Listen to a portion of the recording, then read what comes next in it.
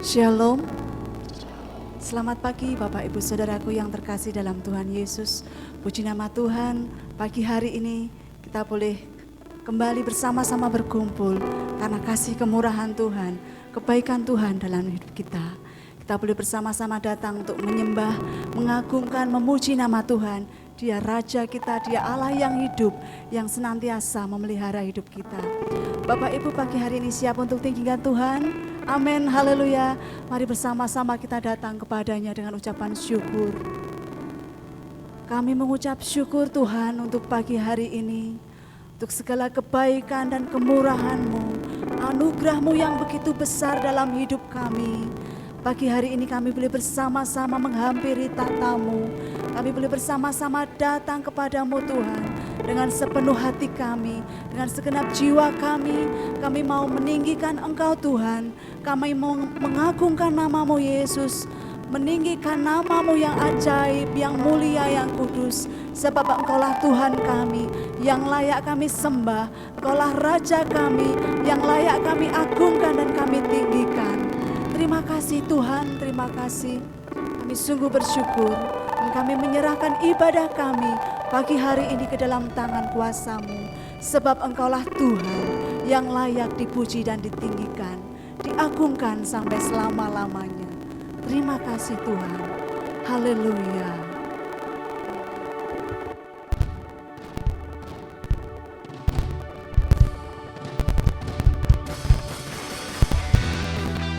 Dialah Raja, Dialah Tuhan yang layak ditinggikan dan dimuliakan. Terima kasih Tuhan Yesus. Haleluya.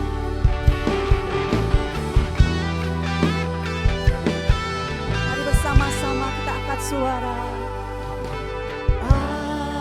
Alam semesta melukiskan kebesaran Tuhan, bumi dan surga menyanyikan kemuliaan nama-Mu. Hosana,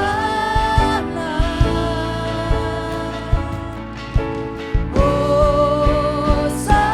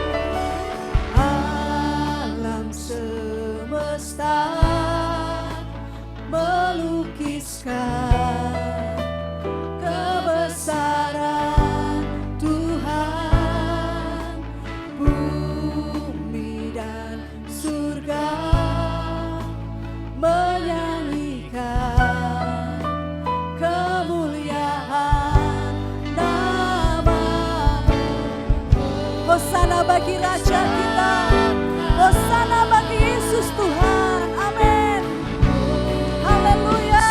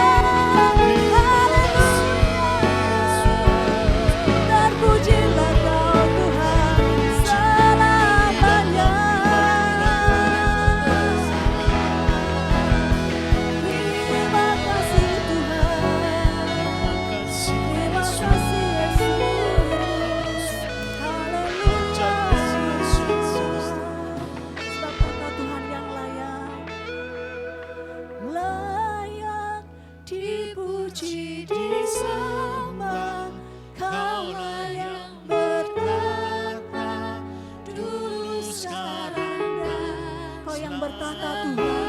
Dan Engkaulah Raja segala raja. Amin. Namamu besar, Engkau layak dipuji, disembah, Kaulah yang berhak dulu sekarang dan selamanya. Raja atas segala raja, namamu besar, Engkau termulia. Amin. Namamu besar Tuhan.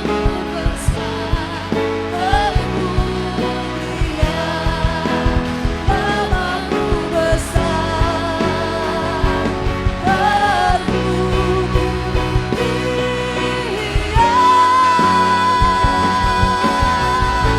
haleluya. Kemuliaan hormat bagi Yesus Tuhan Raja. Haleluya. Haleluya. Segala kemuliaan hanya bagimu Tuhan. Dan kami siap untuk meninggikan Engkau Yesus Tuhan Raja kami. Di dalam nama Tuhan Yesus. Mari bersama-sama kita yang diberkati pagi hari ini katakan amin. Haleluya. Berikan sekali lagi kemuliaan untuk Tuhan kita. Puji nama Tuhan. Mari kita saling berikan salam kepada saudara kita sebelah kanan kiri. Puji nama Tuhan. Kemuliaan hanya bagi Yesus Tuhan. Dialah Raja pemenang. Haleluya. Mari bersama-sama bertepuk tangan untuk Tuhan kita. Oh, oh, oh, oh, oh, oh,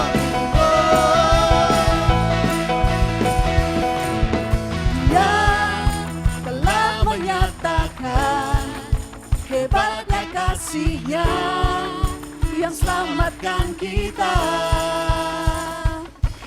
Bahkan Dia beri kuasa bagi setiap kita yang mengandalkannya. Hanya Yesus Tuhan dahsyat berkuasa, Sang Raja pemenang yang memerintah. Tak ada yang dapat mengagalkannya. Dia bangkit dan hidup untuk selamanya. Amin. Oh, oh, oh.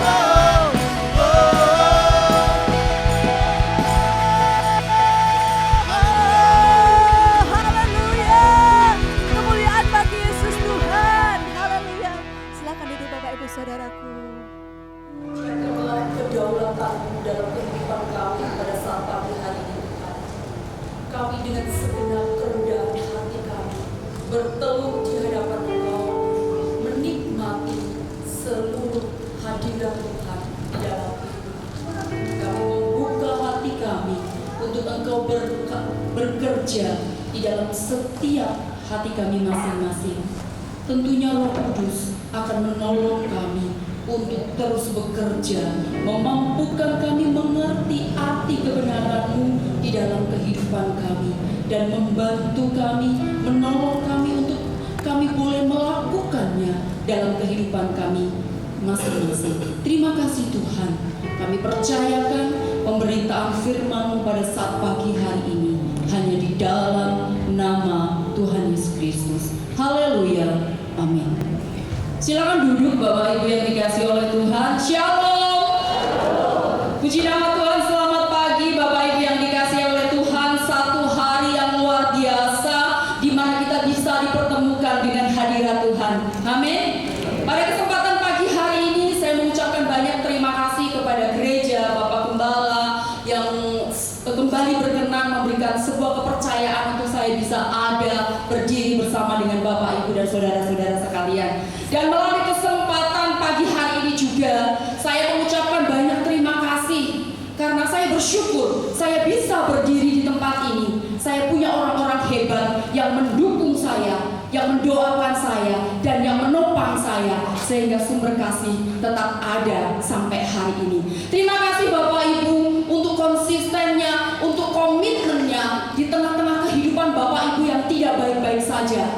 Tapi Bapak Ibu tetap komitmen bahwa sumber kasih harus tetap berdiri dan berjalan. Itulah kekuatan dan kehebatan Bapak Ibu dan saudara-saudara sekalian yang menopang saya, menopang kami sehingga kami boleh ada oleh karena kemurahan dan kebaikan Bapak Ibu yang sudah Tuhan nyatakan dalam kehidupan Bapak Ibu sekalian. Mari kita akan belajar bersama-sama pada saat pagi hari ini. Saya akan menyampaikan sebuah kebenaran firman Tuhan yang sangat sederhana, yang setiap waktu Bapak Ibu bisa melihat atau dapat tahu bagaimana apa yang dinamakan, apa yang dimaksud dengan kebenaran firman Tuhan pada saat pagi hari ini. Firman Tuhan pada saat pagi hari ini saya memberikan sebuah judul penampian. Kita akan membaca, tidak usah membuka Alkitab masing-masing, tetapi saya sudah tuliskan di bawahnya bahwa di situ adalah perkataan Tuhan Yesus mengatakan kepada Simon, Simon, Simon, lihat iblis telah menuntut untuk menampi kamu seperti gandum. Ini adalah perkataan Tuhan Yesus sebelum Tuhan Yesus disalib. Dia mengatakan bahwa Simon, Simon, lihat iblis telah menuntut untuk menampi kamu seperti gandum. Kalau di Indonesia atau di sekitar kita, kalau kita mau melihat proses pengolahan gandum sangat jarang. Tetapi tidak jauh berbeda, yaitu bagaimana proses atau pengolahan padi yang akhirnya menjadi beras dan akhirnya menjadi nasi. Saya akan menyampaikan sedikit, walaupun nanti saya akan melihat bagaimana apa yang dikatakan Alkitab tentang penampian. Nah, Bapak Ibu yang dikasih oleh Tuhan, kita tahu bahwa kita hidup di akhir zaman.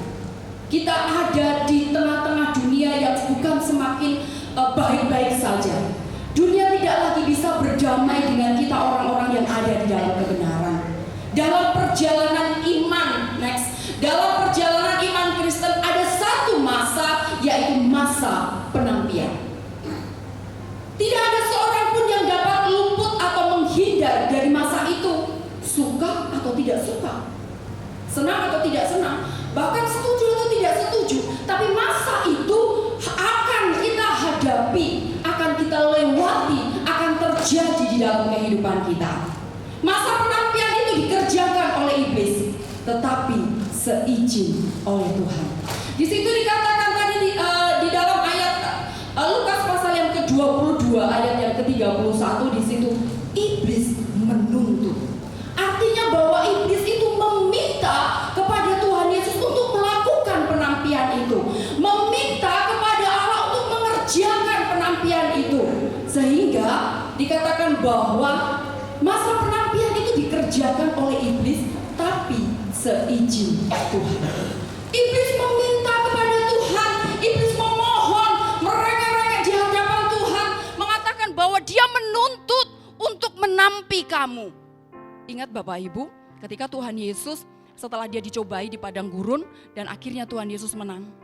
Setelah melewati berbagai cobaan, apa yang dilakukan oleh iblis? Dia menunggu waktu terbaik untuk mencobai manusia. Bapak Ibu yang dikasihi oleh Tuhan, artinya bahwa ketika kita hidup di akhir zaman ini, iblis gak tinggal diam. Iblis semakin bekerja keras untuk dia berjuang mencari teman, mencari sahabat. Karena iblis tidak mau dia jatuh sendiri, dia dihukum sendiri. Tetapi dia mencari siapa yang dapat dijadikan temannya, siapa yang dapat dijadikan sekelompoknya yang masuk di dalam komunitasnya. Tetapi yang harus kita lihat bahwa iblis tidak akan bisa melakukan apapun di dalam kehidupan kita tanpa seizin Tuhan. Karena kedaulatan tertinggi atas kehidupan kita adalah Tuhan. Jadi ingat baik-baik bahwa memang Tuhan izinkan iblis bekerja untuk melakukan keinginannya. Memang Tuhan izinkan iblis bekerja untuk melakukan apa yang dia mau. Tetapi kita sebagai orang percaya bahwa iblis tidak akan menyentuh hidup kita. Iblis tidak akan membawa atau iblis tidak akan melakukan apapun di dalam kehidupan kita tanpa seizin Tuhan. Karena kedaulatan tertinggi di dalam kehidupan kita adalah Tuhan. Yang pertama kita akan melihat sebenarnya apa sih tujuan penampian. Penampian berasal dari kata tampi yang menjadi kata kerja menampi yang artinya memisahkan. Penampian adalah sebuah usaha sebuah usaha memisahkan dua benda menggunakan sebuah media. Nanti saya akan di belakang saya akan jelaskan lebih lanjut. Contohnya kita bisa tahu memisahkan gandum dari sekam kalau di dalam Alkitab atau sebenarnya di dalam kehidupan di dunia ini juga ada, tetapi di hadapan kita sangat jarang kita temui. Jadi saya akan memberikan sebuah contoh yang paling sederhana, yang paling gampang adalah memisahkan padi dari sekam. Gandum atau padi dan sekam sekilas nampak sama. Jadi kalau Bapak Ibu memperhatikan ketika Bapak Ibu yang biasa bercocok tanam padi atau yang biasa membeli gabah atau yang biasa melihat ketika padi atau gandum dan sekam itu ketika dalam satu wadah atau dalam satu tempat di karung, di tenggok atau mungkin di perpal atau sedang dijemur sekilas nampak sama. Ketika Bapak Ibu disuruh nih tak kasih gabah panen nih, yuk aku panen nih gitu kan. Kemudian tetangga Bapak Ibu nganter nih tak kasih gabah sejumput, biasanya kan orang Jawa begitu, sejumput. Kemudian Bapak Ibu ketika Bapak Ibu melihat itu sekilas sama. Kalau Bapak Ibu disuruh milih atau melihat mana yang padi yang ada isinya dan sekam yang nggak ada isinya sekilas nggak ada bedanya. Tetapi yang kita bisa tahu bahwa mana padi yang ada isinya dan mana sekam adalah gandum atau padi. Sekilas tadi saya katakan bahwa gandum atau padi dan sekam sekilas itu akan nampak sama. Tetapi ketika ditampi, angin akan meniup keduanya. Gandum atau padi akan jatuh ke dalam tempat atau wadah yang sudah disediakan. Sekam akan terbang di mana angin membawanya. Nah, gandum atau padi, next, berbicara tentang orang beriman yang hidupnya benar di hadapan Tuhan. Dan sekam adalah orang Kristen yang kosong, yang tidak ada isinya. Sama-sama. Keduanya ini secara lahiriah terlihat sama. Sama-sama ada di dalam gereja, sama-sama melayani Tuhan, sama-sama melakukan hal-hal rohani, baca Alkitab, berdoa dalam nama Tuhan Yesus. Benar kan? Kita semua berdoa dalam nama Tuhan Yesus kan? Sama. Tetapi penampianlah yang akan membuktikan apakah kita termasuk manusia yang tergolong padi atau kita hanya sekam. Orang kita sama, sekarang beribadah sama, memuji Tuhan pujian yang sama, berdoa dengan doa yang sama. Tetapi kualitas hidup kita, pembuktian hidup kita di hadapan Tuhan, bukan hanya sekedar ketika kita ada di dalam gereja. Ketika kita keluar dari gedung gereja ini, akan membuktikan siapa kita sesungguhnya. Orang yang beribadah, orang yang pergi ke gereja, bukan berarti sudah peduli dan menghargai Tuhan secara pantas. Menghargai Tuhan ditunjukkan bukan hanya pada waktu kita sedang menyembah Tuhan, mengangkat pujian, berdoa, bertelut di hadapan Tuhan. Itu it's good, itu luar biasa, itu baik. Tetapi menghargai Tuhan yang sesungguhnya adalah ditunjukkan dengan kesediaan kita hidup bagi Tuhan dan kehendak-Nya. Jadi yang membuktikan apakah kita menjadi padi atau sekedar sekam, ketika kita keluar dari gereja, kita menjalani aktivitas kita melakukan pekerjaan kita melakukan tugas kita hidup bermasyarakat di tengah-tengah. Orang akan tahu apakah kita gandum atau hanya sekam. Karena dilihat dari kualitas. Orang yang menghargai Tuhan di dalam hidupnya bukan sekedar datang ke gereja, melakukan ibadah, melakukan hal-hal rohani, berdoa bersama. Tapi dibuktikan dengan sebuah tindakan nyata dalam kehidupan kita di hadapan Tuhan. Orang yang hidup menghargai Tuhan. Kalau Bapak Ibu punya anak, anak itu yang menghormati orang tua itu bukan berarti ketika di depannya, kamu begini ya? Iya Pak. Kamu begini ya? Iya Bu. Kamu begini? Iya. Tapi cara dia menghormati Tuhan bukan hanya itu. Tetapi dia melakukan apa yang menjadi tanggung jawabnya dengan baik. Apa yang menjadi kewajibannya dengan baik. Apa yang menjadi tugasnya dengan baik. Karena perkataan itu akan dibuktikan dengan sebuah tindakan. Baru kita akan terlihat bahwa kita sungguh-sungguh mengucapkan apa yang akan menjadi tindakan kita di dalam kehidupan kita. Karena apa Bapak Ibu? Karena itulah bobot atau nilai kehidupan kita. Esensi kehidupan kita sebagai orang percaya bukan berapa lama. Aku dari lahir loh sampai sekarang 50 tahun. Aku ikut Tuhan, aku menjadi orang Kristen. Tetapi apakah kita punya nilai? Apakah kita punya bobot di dalam kehidupan kita? Orang yang punya nilai bahwa dia bersedia hidup bagi Tuhan dan pekerjaannya. Orang yang dikatakan bahwa ketika kita dikatakan nilai, kita punya nilai di dalam kehidupan kita adalah orang yang punya dampak yang baik. Orang yang memiliki arti kehidupan bagi orang-orang ada di sekitar kita. Kenapa sekam itu mesti dipilah? Kenapa padi dan sekam itu mesti dipisahkan? Karena padi yang berbobot dia akan jatuh ke wadahnya dan akhirnya akan diproduksi, akan ditumbuk mungkin, akan melakukan produksi sehingga menjadi beras dan beras itu dimasak untuk menghidupi kehidupan kita. Tetapi apa yang terjadi dengan sekam? Walaupun ada orang yang mengatakan kan sekam juga guna buat pupuk tanaman gitu kan. Sekam kan juga guna untuk hal yang lain. Tetapi di dalam sebuah nilai gitu. Kita melihat bahwa bagaimanakah kehidupan kita. Apakah sampai di titik ini pengiringan kita akan Tuhan. Kita punya nilai di dalam kehidupan kita. Sehingga bobot hidup kita bisa memberikan sebuah dampak. Kita bisa hidup di dalam kehendak dan melakukan kehendak Tuhan. Apa yang akan terjadi ketika penampian itu datang di hadapan kita? Apakah kita akan kembali ke wadahnya, ke tempatnya? Ataukah kita akan terbang di bawah angin kemana angin kehidupan membawa kita?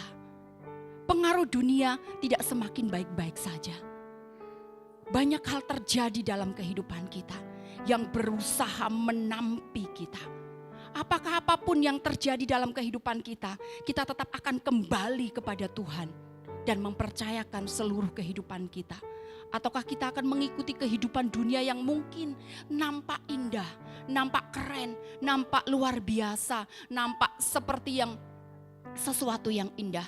Tetapi itu membawa kepada kebinasaan di dalam kehidupan kita. Tujuan penampian tadi di depan adalah untuk melihat kualitas kehidupan kita. Apakah kita padi ataukah kita hanya sebuah sekam, sebutir sekam yang akhirnya orang tidak menghargai dan tidak menilai kita. Sekalipun berapa lama kita menjadi pengikut Tuhan di dalam kehidupan kita.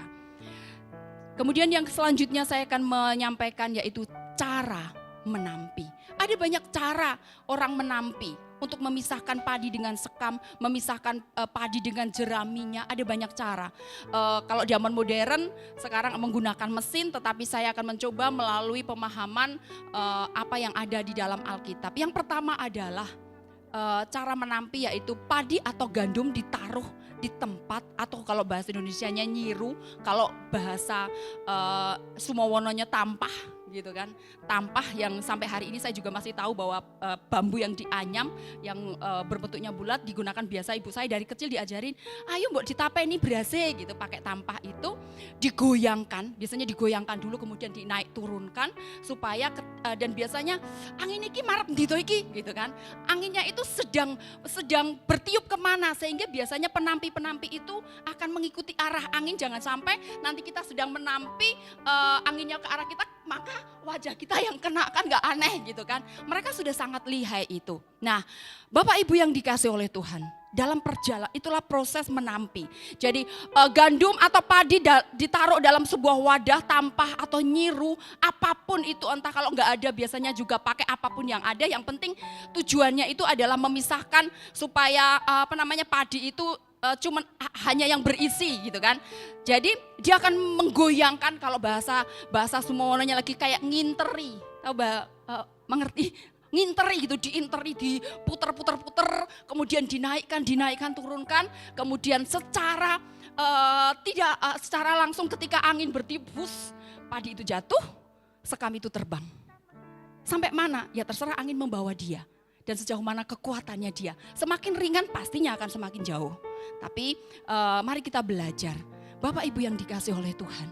Kalau tadi di depan saya mengatakan bahwa dunia tidak semakin baik-baik saja. Dunia tidak semakin mau berdamai dengan kita. Kita terkadang diperhadapkan satu keadaan yang menggoncangkan hidup kita. Satu keadaan yang menggoncangkan iman kita. Satu keadaan yang membuat kita bingung. Kalau di inter itu kan muter kan. Siapa sih yang mau diputer-puter? Pusing Bapak Ibu. Kalau dulu saya masih kecil biasanya main puter-puteran di tiang gitu karena gak ada kerjaan. Kalau sekarang gak ada anak yang mau main kayak gitu. Gitu kan diputer-puter gitu, pusing Bapak Ibu.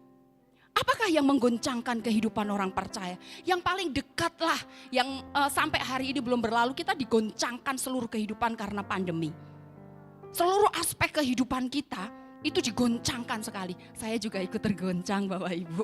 Nah, Bapak Ibu yang dikasih oleh Tuhan, dengan beraneka ragam penyakit, belum terjadi pandemi selesai, kita sempat merasakan ada gempa bumi, gitu kan, gempa bumi yang sempat membingungkan.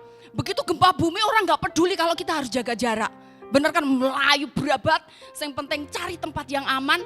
Saya berpikir begini, kan kita mesti jaga jarak karena kita masih pandemi. Tapi gak peduli lagi. Begitu dengar suara geruduk-geruduk, orang gak peduli, lari dan lain sebagainya. Belum lagi kita yang paling dekat dengan kita. Pada waktu lebaran, tiba-tiba minyak menghilang dari peredaran. Gitu kan, berapa uang yang kita punya? Orang minyaknya gak ada gunanya kan? Sempat merasa gila ya, saya 20 orang nih, sekali goreng gak cukup setengah liter.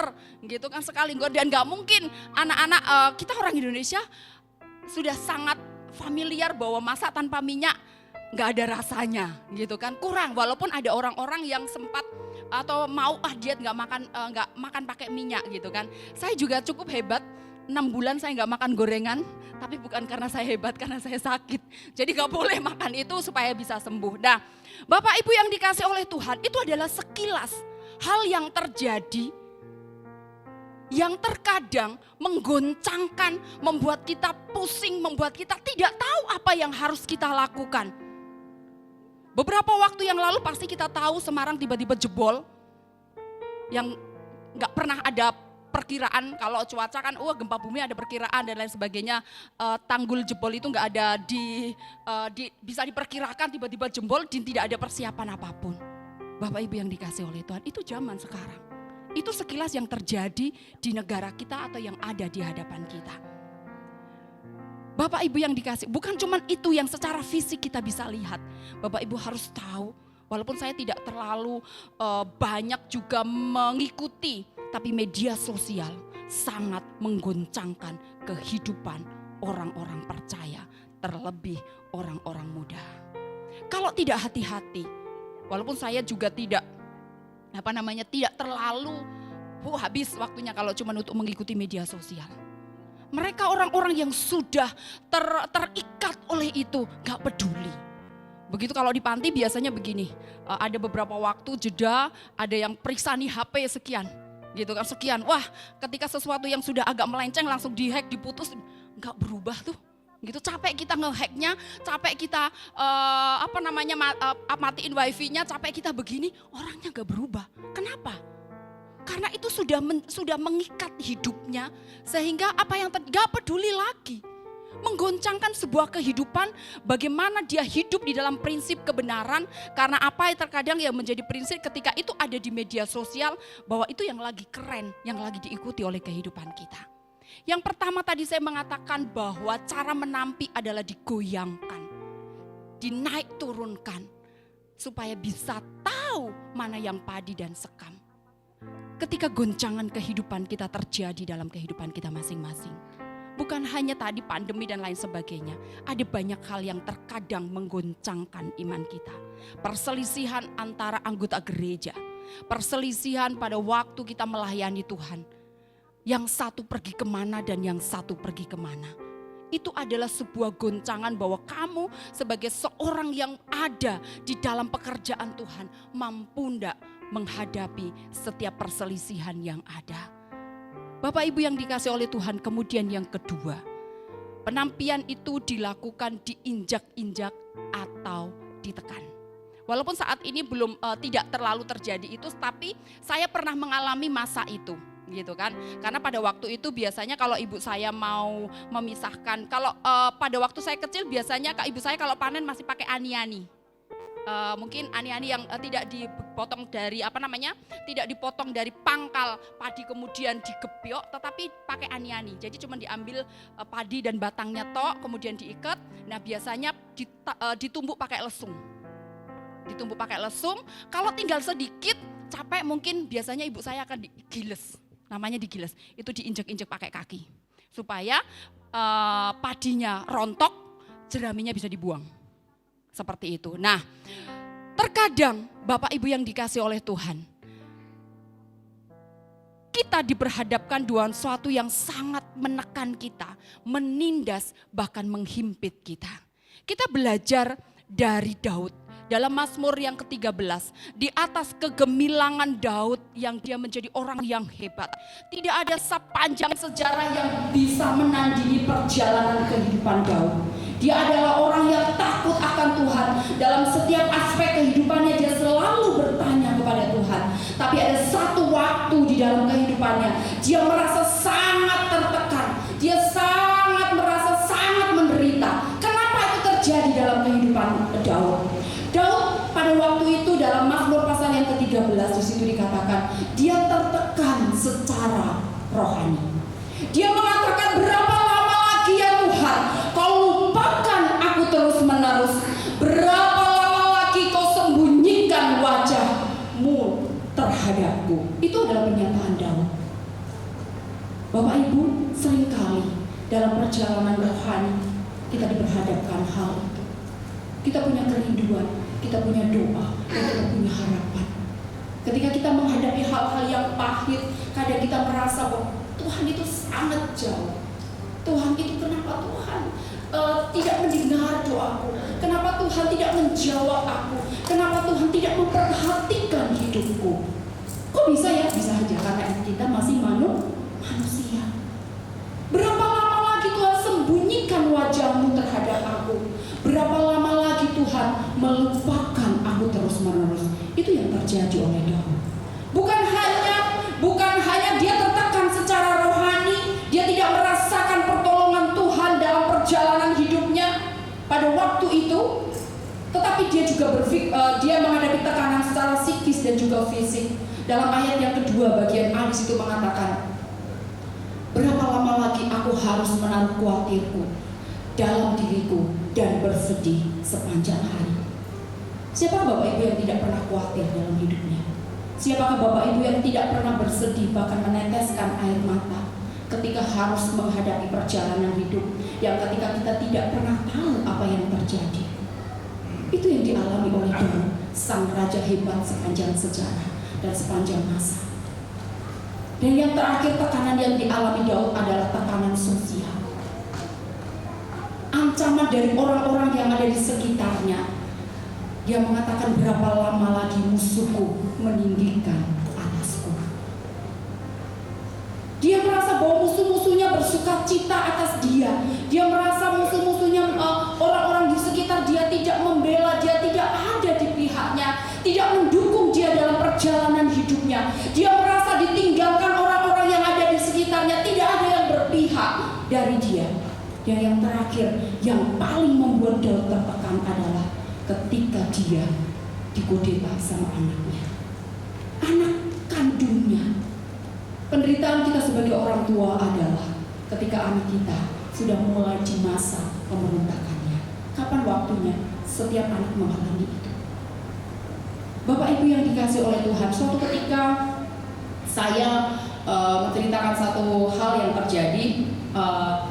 Ada seorang anak saya ketika dia melakukan sebuah pelanggaran, dia melakukan sebuah hal yang tidak pantas, yang tidak selayaknya dia lakukan. Kemudian ketika saya tegur dan mengatakan, kenapa kamu nakal? Kenapa kamu melakukan itu? Bapak Ibu tahu yang keluar dari ucapannya. Walaupun itu tidak secara langsung, tetapi itu melewat WA, dia mengatakan, aku memang sengaja menakal karena aku ingin melukai tante supaya tante sakit hati.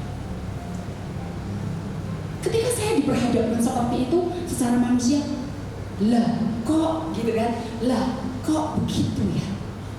Tetapi saya kembali disadarkan bahwa anak-anak saya adalah anak-anak yang terluka. Dan dalam proses pemulihan diri, pertama orang untuk membalaskan, bukan membalaskan, untuk melampiaskan luka itu, saya pertama kali akan dilukai. Begitu kan? Saya sadar itu.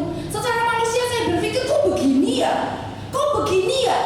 Kok kenapa dia tujuannya mau menyakiti saya? Lah saya siapa? Tetapi saya diteguhkan bahwa ingat, mereka adalah orang yang terluka yang dipercayakan kepada kamu, dan kamu harus siap bahwa kamu adalah orang pertama yang akan menjadi pelampiasan lukanya. Dari situ saya mengatakan, oke deh Tuhan, apa maunya Tuhan dalam kehidupan? Bapak Ibu yang dikasih oleh Tuhan, sekalipun anak itu menjadi sebuah cermin kehidupan orang tua, tetapi kita tahu bahwa ada satu hal yang paling menyakitkan kita sebagai orang tua adalah ketika anak-anak sudah tidak mulai taat kepada kita. Ketika anak-anak tidak lagi mengindahkan perkataan Tuhan dalam perjalanan iman mereka, menganggap bahwa kebenaran yang kita sampaikan, menganggap bahwa kebenaran yang kita berikan, menganggap apa yang kita berikan itu sesuatu yang tidak sesuai dengan kehendaknya, sesuatu yang tidak sesuai dengan kenyataannya, sesuatu yang dia tidak mau menikmati di dalam kehidupannya. Jadi kita mau belajar dalam perjalanan kehidupan kita. Kita belajar bahwa mari kita belajar merendahkan hati kita. Ada satu masa, ada satu, tetapi ingat baik-baik anak-anak.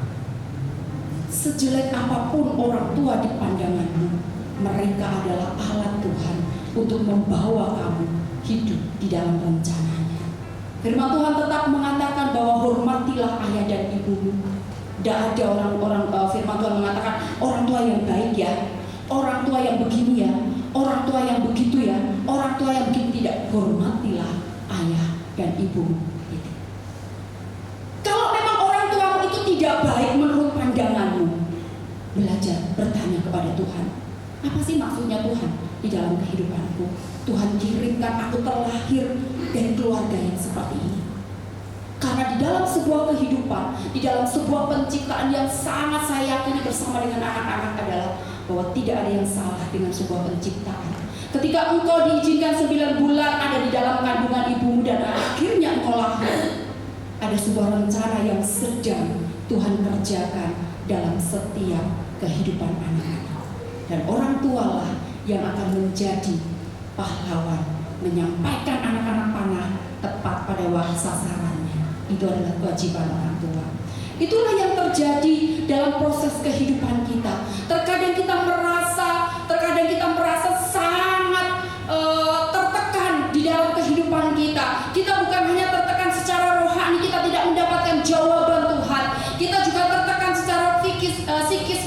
dan juga fisik karena kita takut dan khawatir menghadapi kenyataan hidup. Tertekan secara sosial karena terkadang kita merasa bahwa kita sendiri menjalani kehidupan ini. Kita merasa bahwa kenapa tidak ada yang mendukung perjalanan rohani saya bersama dengan Tuhan.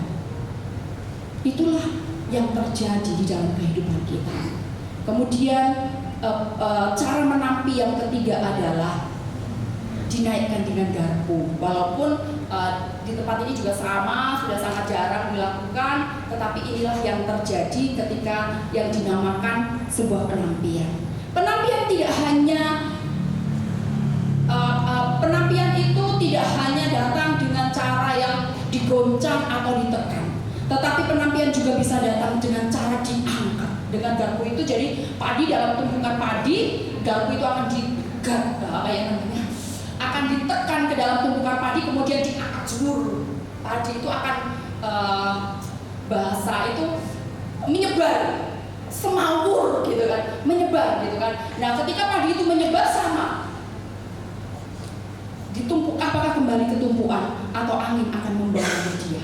Nah penampian itu tidak hanya datang pada masa hal yang menderita, menekan penderitaan kehidupan, tetapi harus kita tahu bahwa terkadang penampian itu datang pada saat di mana kita diangkat, di mana kita dipromosikan, di mana kita memiliki lebih daripada orang lain, di mana kita memiliki lebih daripada standar hidup kita yang kemarin. Hati-hati bahwa dalam setiap proses kehidupan, apapun yang terjadi, ada rencana Tuhan yang harus kita sikapi di dalam perjalanan kehidupan kita. Bapak Ibu yang dikasih oleh Tuhan, jangan sampai saat kita lebih daripada orang lain malah membuat kita lupa atau menjadi sebuah kesempatan iblis untuk semakin bekerja. Orang di situ dikatakan bahwa jangan sampai ketika saat kita memiliki di atas standar hidup dari yang kemarin atau kita lebih daripada orang lain membuat kita merasa bahwa aku bisa begini karena aku begini gitu kan. Karena aku melakukan ini, karena aku bekerja, karena aku begini, karena aku begini dan lain sebagainya. Orang yang melupakan Tuhan bukan hanya saat dalam tekanan dan menderita, tetapi kenyamananlah yang terkadang membuat kita jatuh. Bapak Ibu yang dikasih oleh Tuhan, kita yang kemudian ingat baik-baik, bukan hanya saat kita menghadapi penderitaan, sakit penyakit, kekurangan, hal yang menderita di dalam kehidupan kita, kita mencari pertolongan yang lain. Yang sangat terasa adalah ketika kita proses saat kita sakit yang mungkin tidak kunjung datang. Saya pernah ketika saya sakit, saya tidak memberitahu ibu saya kalau saya sakit, tetapi saya tidak pulang dalam jangka yang sangat lama. Tapi kakak saya datang. Ibu saya tahu karena saya nggak makan, maksudnya nggak makan, cuman makan bubur dan lain sebagainya. Saya makan cuman itu. Kenapa seperti itu? Dalam durasi yang cukup lama, saya gitu kan ditawarin begitu. Kebetulan katanya ada sepupu atau keponakan ya, anak bule saya. Dia kaya banget secara orang kampung gitu, anaknya bisa kuliah di tempat yang bagus, hanya seorang yang petani Lombok, anaknya bisa kuliah, S2 dan lain sebagainya, buat orang kampung itu kaya gitu kan. Nah, bukan gosip ya, saya dengar bahwa dia ternyata jadi orang pinter gitu kan. Ketika saya makan bersama dengan di dalam keluarga, ibu saya bilang begini, "No, kowe kok lorone rak mari-mari," gitu kan. "Kowe lorone kok rak mari-mari." Saya bilang begini, "Halah luwe lah, sesuk nek penyakitnya wis bosen lak lunga dhewe. Kalau dia masih kerasan ya enggak apa-apa," itu bercandaan saya. Kemudian ibu saya bilang, "Nok," gitu kan. "Ya, pripun? Mbok kowe njaluk tulung banyu karo Pak Lekmu," karena ibu saya memang bukan orang Kristen. Gitu kan, ibu saya bukan orang Kristen. Dalam hati saya tersenyum gitu kan. Dalam arti begini, saya juga ditawarin gitu kan. Saya juga dikasih ini daripada kowe loro, randang mari-mari, padahal kowe kudu kerja, ngurusi anak-anakmu akeh, kowe nek ora leren tambah loro meneh, ki lho ada solusinya. Saya ditawarin kayak gitu. Saya cuma tersenyum. "Halah, ora popo. Engko nek wis penyakite bosen, lak lungo dewe. Itu bercandaan saya supaya tidak kembali mencekam atau tidak kembali atau saya menyinggung ibu saya yang mengatakan mau bagaimanapun saya mengatakan wong ibu saya nggak tahu kebenaran. Mau disampaikan dalam arti tidak mempercayai itu kebenaran itu. Nah, Bapak Ibu yang dikasih oleh Tuhan, ketika kita diperhadapkan dengan hal yang sangat menggoda kita, kesulitan ekonomi dan lain sebagainya, apakah kita akan tetap jatuh di tempat yang sudah Tuhan tetapkan? Ataukah kita akan mengikuti sesuatu yang menurut pandangan orang lain bagus, praktis, cepat, nyaman, dan enak? Nah, yang menjadi pertanyaan selanjutnya adalah kapan iblis melakukan penampian itu? Di dalam Lukas pasal yang ke-22 ayat yang ke-56, saya akan membacakannya. Next. Lukas pasal yang ke-22 ayat yang ke-54. Lalu Yesus ditangkap dan dibawa dari tempat itu. Ia digiring ke rumah imam besar dan Petrus mengikuti dari jauh. Secara sederhana, kapan iblis melakukan penampian? Saat kita jauh dari Tuhan. Kenapa? Itu menjadi satu kesempatan yang sangat besar untuk iblis menampi kita. Karena jarak antara aku dan Tuhan menjadi tempat untuk iblis melakukan tindakannya. Jadi jarak antara saya dan Tuhan itu menjadi jarak ya. Kalau saya dengan Bunda ini ada jaraknya. Walaupun orang bilang saya deket loh sama Bunda, tapi tetap ada jaraknya. Saya juga bisa berkata bahwa saya dekat loh sama Abi, karena dekat itu relatif, sejauh mata memandang. Kalau saya sekolah jalan 4 kilo dari rumah saya sampai Sumowono, biasa aja zaman dulu. Tapi sekarang nggak apa-apa itu deket, karena orang Sumowono rumah pada waktu itu masih pada berlalu lalang jalan. Tapi coba sekarang, anak saya kadang kalau disuruh jalan dari rumah ke Lentera, cuma bilang, lu capek lu tante, nanti tuh keringetan sampai sekolah, nanti tuh sampai gereja tuh sudah ngos-ngosan, nanti tuh bajunya jadi basah gitu kan. Itu jarak gitu kan deket nak. Saya bilang, halah kue kan mau 1/2 kilo, tante lah mesti banding kembien. Nah itu perdebatan atau perbicaraan yang sering kami lakukan. Langsung saya biasa ketika anak saya membalikkan seperti itu, saya tertawa karena dunia sudah berbeda. Seperti itu, dunia sudah berbeda. Nah, ingat baik-baik, jarak antara aku dan Tuhan itu menjadi kesempatan untuk iblis bekerja. Kemudian apa yang harus kita lakukan? Menempel sama Tuhan. Kalau dikatakan menempel ada jarak nggak? Nggak ada kan? Kalau biasanya kalau orang pacaran begini, kok ngapa tuh kok nempel, terus artinya gandengan lah, rangkulan lah, nggak ada jarak. Ada, terhubung. Entah itu lewat tangannya, lewat punggungnya, apapun. Itu namanya dikatakan nempel. Kalau kita menempel, nggak ada jarak antara aku dan Tuhan. Supaya tidak menjadi peluang untuk iblis bekerja melakukan tujuannya. Nah, ciri-ciri orang yang jauh dari hadapan Tuhan apa?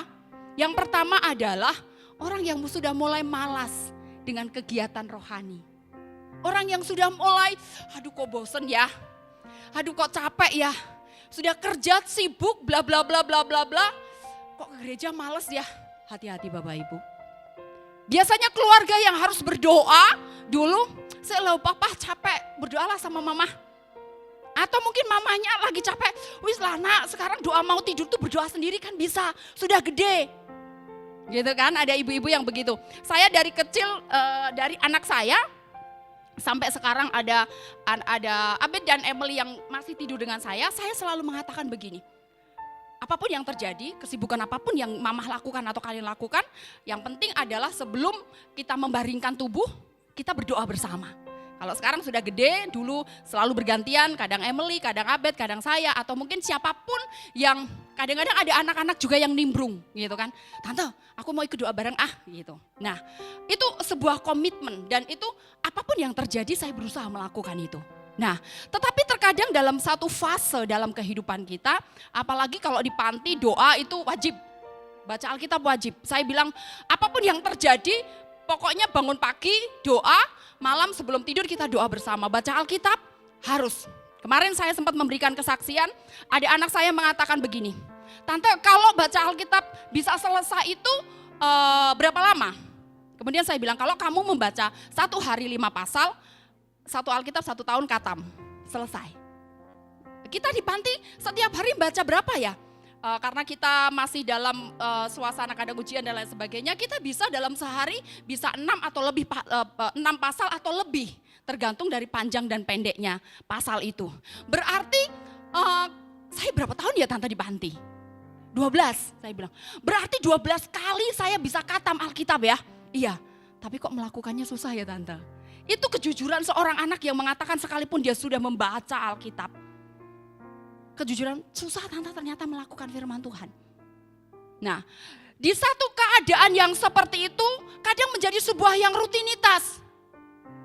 Doa gitu kan. Saya orang yang sangat begini, mungkin anak-anak capek, Tante semenit aja loh Tante gitu kan. Enggak bisa jam 6 ya gitu kan. Atau jam 7. Hai guys, sudah jarumnya sudah di angka 12. Ayo cepat. Kadang kan ada anak-anak ada yang begini.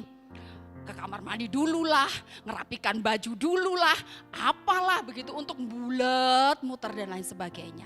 Nah, Bapak Ibu yang dikasih oleh Tuhan, satu hal yang pasti, ketika kita sudah malas melakukan hal-hal yang rohani, saat itulah tanda-tandanya hubungan kita dengan Tuhan sudah ada jarak. Kemudian ciri orang yang jauh dari hadapan Tuhan adalah dia tidak peduli dengan kehendak Tuhan. Bapak Ibu yang dikasih oleh Tuhan, dia tidak lagi mengindahkan apa sih yang menjadi rencana Tuhan dalam kehidupanku. Halah capek-capek mikir kehendak Tuhan, hidup itu sudah susah kok. Kan memikirkan kehendak Tuhan itu kan membutuhkan sebuah konsentrasi, membuat suatu membutuhkan satu waktu, membutuhkan sesuatu keadaan yang benar-benar kita fokus untuk kita bahasa sampai keadaan Tuhan. Dengan mobilitas kehidupan yang sangat padat, terkadang membuat kita tidak peduli dengan kehendak Tuhan. Yang penting aku hidup, yang penting aku tidak kekurangan, yang penting aku bisa menjalani aktivitas. Satu hal yang membuat pergumulan atau perjuangan di dalam kehidupan kita. Bapak Ibu yang dikasih oleh Tuhan, tujuan Panti Sumber Kasih didirikan bukan sekedar menyekolahkan anak tamat SMA, memberi makan makanan yang cukup dan bergizi. Tetapi tanggung jawab kita adalah membawa anak-anak itu menemukan kehendak Tuhan tepat pada waktunya. Secara manusia saya merinding Bapak Ibu, gila ya Tuhan, gak kuat aku, gak mampu aku. Ada 20 anak yang berdiri di belakang saya, antri. Apakah saya mampu menemani mereka sampai pada tujuan Tuhan tepat pada waktunya? Jadi itu menjadi sebuah pergumulan. Saya mengatakan Tuhan, kadang aku gak mampu Tuhan. Terlalu berat tanggung jawab yang Tuhan berikan. Bukan sekedar hanya makan ya. Puji Tuhan kita gak pernah kekurangan. Itu wow banget buat saya. Saya melihat bagaimana cara dan karya Allah dalam kehidupan saya adalah ketika saya ada di panti asuhan. Ada waktunya kita tidak punya, ada waktunya kita tidak bisa. Pada waktu itu setahun yang lalu dalam keadaan saya sakit, saya datang kepada bunda-bunda, 20 juta kita butuh waktu. Anak-anak harus masuk SMA, uang pangkal, uang seragam, uang bla bla bla dalam keadaan pandemi. Bunda cuma bilang, karena Bunda tahu kalau saya khawatir mah saya kambuh lagi gitu kan. Sudah Ki, tenang saja, pasti Tuhan sediakan. Saya bersyukur ada orang-orang yang hebat, yang dengan setia mendukung saya. Dan sampai hari ini bukan karena kita hebat, karena Bapak Ibu bersedia mengambil sebuah tindakan, komitmen menopang Panti Asuhan Sumber Kasih. Kami tidak pernah terlambat membayar sekolah. Semua tepat pada waktunya Tuhan pimpin kami. Saya cuma mengatakan kita berdoa ya Kak. Kita 20 juta kita butuh. Dari mana kita? Nggak tahu, itu urusannya Tuhan. Lakukan bagianmu yang terbaik dan Tuhan lakukan yang terbaik. Sama itu saya katakan kepada anak-anak, mengatakan, nak, tujuan hidupmu bukan hanya menjadi sarjana. Panti asuhan hanya membantu anak-anak tamat SMA selesai. Itu sudah keputusan, nggak boleh diganggu gugat. Gitu kan, karena Itu kita bisanya seperti itu. Setelah tamat SMA kamu menentukan jalan hidupmu sendiri. Apakah kamu akan kuliah atau kamu tamat SMA selesai. Ingatlah bahwa ketika kamu di panti itu menjadi sebuah padang gurun, akan memproses hidupmu. Apakah kamu tepat sasaran sampai tanah perjanjian tepat pada waktunya atau tidak.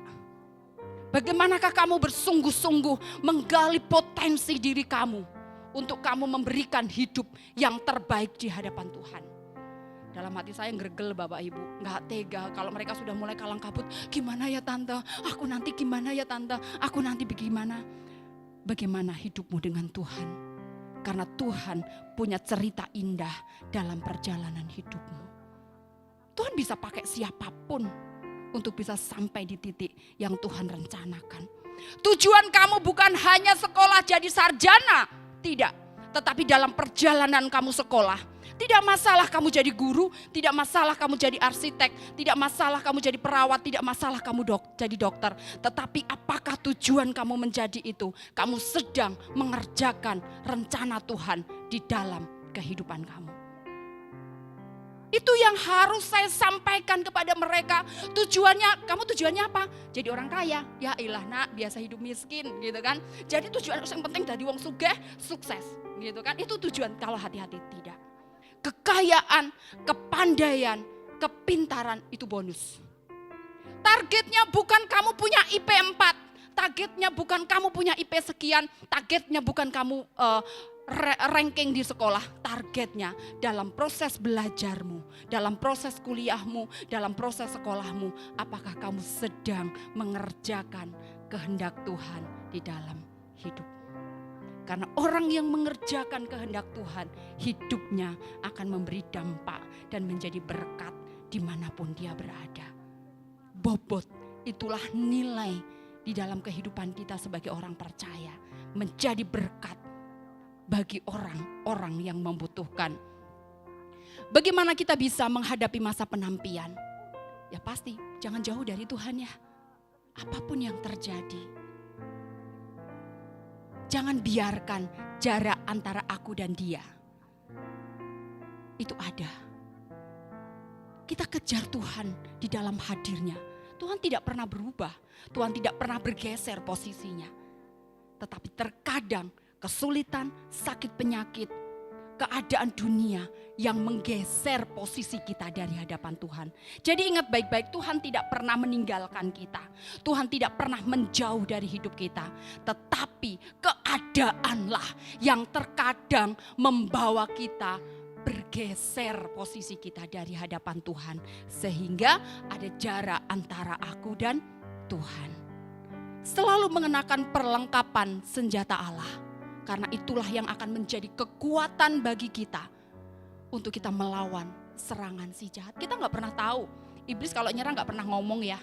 Gitu kan. Saya kemarin bercerita sama anak-anak, terkadang anak-anak saya cerita begini, terkadang kita tanpa sadari, kita nikmati, kita tidak tahu bahwa kita sedang dibawa arus kehidupan. Tiba-tiba kita, kok aku sudah sampai di sini ya. Dan kita sadar, kita untuk balik lagi itu susah. Karena iblis gak pernah ngomong untuk dia datang ke hidup kita. Iblis gak pernah kasih alarm untuk kita, untuk iblis datang mencobai kita. Untuk iblis datang memberikan tekanan, memberikan himpitan, memberikan hal-hal yang terjadi dalam kehidupan kita. Tahu-tahu kita sudah jauh dari hadapan Tuhan. Dan ketika kita sudah jauh dari hadapan Tuhan, untuk proses kembali dari hadapan Tuhan membutuhkan perjuangan dan sebuah tekad. Sehingga ada banyak orang-orang yang dia sadar dia jatuh, dia gak bisa kembali. Kenapa? Karena begitu dia jatuh dari hadapan Tuhan, dia jauh dari hadapan Tuhan, untuk kembali itu membutuhkan niat. Aku harus dekat dengan Tuhan. Aku harus kembali di hadapan Tuhan. Aku harus berdoa. Aku harus melayani Tuhan. Aku harus mengerjakan panggilan Tuhan. Aku harus melakukan kehendak Tuhan di dalam kehidupan kita. Yang harus menjadi sebuah peringatan dalam kehidupan kita. Tuhan mempercayakan kita sebagai orang tua bukan juga sekedar untuk memberi makan, menyekolahkan. Ingat baik-baik Bapak Ibu. Tujuan yang Tuhan rencanakan dalam kehidupan Bapak Ibu adalah membawa anak-anak sampai pada kehendak Tuhan tepat pada waktunya. Bagaimanakah kita sebagai orang tua? Apakah kita sudah melakukan bagian kita dengan baik di hadapan Tuhan? Ketika anak kita gagal, ketika anak kita tidak melakukan sebagaimana mestinya, anak kita sing nyunyu, lah kowe. Tapi bagaimana kita sebagai orang tua? Apakah kita sudah juga melakukan kehendak Tuhan di dalam kehidupan kita? Anak-anak adalah anak panah dan kita adalah pahlawan. Bagaimanakah kita bisa membidik tepat pada waktunya dan tepat pada sasaran? Hanya kekuatan Tuhan yang memampukan kita melakukan itu. Karena orang tua adalah anugerah dan anak-anak adalah sebuah karya terindah yang harus kita kerjakan di dalam kehidupan kita. Karena anak-anak menjadi cermin kehidupan kita. Bagaimana kehidupan kita sebagai orang tua akan dilihat bagi anak-anak. Jadi dikatakan bahwa anak-anak adalah karya terindah yang Tuhan berikan dalam setiap keluarga. Biarkanlah mereka menemukan rancangan indahnya Tuhan melalui pimpinan dan tuntunan kita. Kenakanlah dalam kehidupan keluarga kita senjata perlengkapan Allah. Karena itulah yang akan menjadi kekuatan bagi kita, menjadi tameng bagi kita untuk kita hidup berkenan di hadapan Tuhan. Kesimpulannya adalah jangan pernah jauh dari hadapan Tuhan. Karena sesungguhnya, sekali lagi sebelum saya mengakhiri khotbah saya akan membacakan dalam Lukas pasal 22 ayat yang ke-32. Tetapi aku telah berdoa untuk engkau supaya imanmu jangan gugur, dan engkau, jikalau engkau sudah insaf, kuatkanlah saudara-saudaramu. Kesimpulannya, kita tidak perlu khawatir dan takut ketika kita sudah tahu bahwa kita sudah mengenakan perlengkapan senjata Allah. Karena Tuhan selalu berdoa untuk kita supaya iman kita tidak gugur menghadapi apapun yang terjadi. Jadi orang Kristen yang beriman disertai dengan perbuatan, karena iman tanpa perbuatan adalah kosong. Kalau engkau dikatakan engkau beriman, mari bertindaklah menunjukkan iman kita di hadapan Tuhan dan iman kita di hadapan dunia. Mari kita berdoa. Inilah yang menjadi kekuatan kami Tuhan, bahwa kami tahu Tuhan akan terus menopang jalan hidup kami.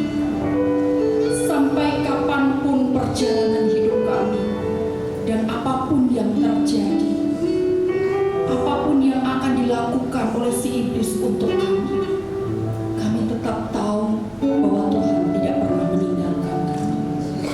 Terima kasih Tuhan untuk karya terbesar-Mu dalam hidup kami.